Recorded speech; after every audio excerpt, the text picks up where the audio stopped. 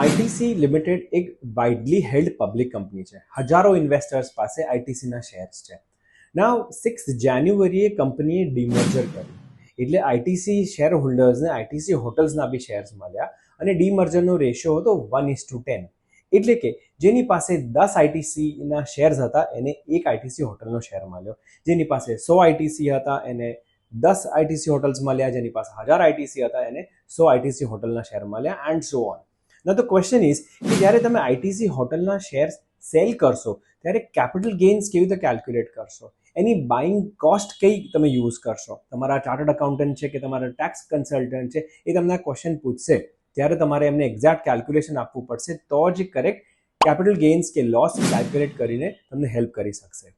તો આપણે એ કેલ્ક્યુલેટ કરવા માટે એક ઓફિશિયલ ડોક્યુમેન્ટ જોઈએ કે જેની લિંક હું નીચે કેપ્શનમાં શેર કરી રહ્યો છું. સો ટુ કીપ ઇટ સિમ્પલ, જો તમે 1000 આઈટીસી લિમિટેડના શેર્સ બાય કર્યા હતા 300 રૂપિયાના ભાવથી, તો ટોટલ રોકાણ થયું 3 લાખ રૂપિયા. હવે આ 1000 આઈટીસીની સામે તમને મળે છે 100 આઈટીસી હોટલ્સના શેર.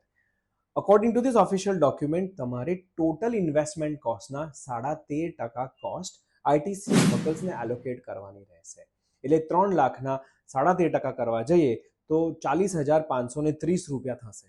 એટલે પર શેર ઓફ આઈટીસી હોટલ્સ તમારી કોસ્ટ થઈ ગઈ 405 રૂપિયા ને 30 પૈસા, અને બાકીની જે કોસ્ટ જે છે એ આઈટીસી લિમિટેડને એલોકેટ થશે. એટલે આઈટીસી લિમિટેડની કોસ્ટ 300 રૂપિયાથી ઘટીને 259.47 થઈ જશે. I hope this information was helpful. Thank you for listening.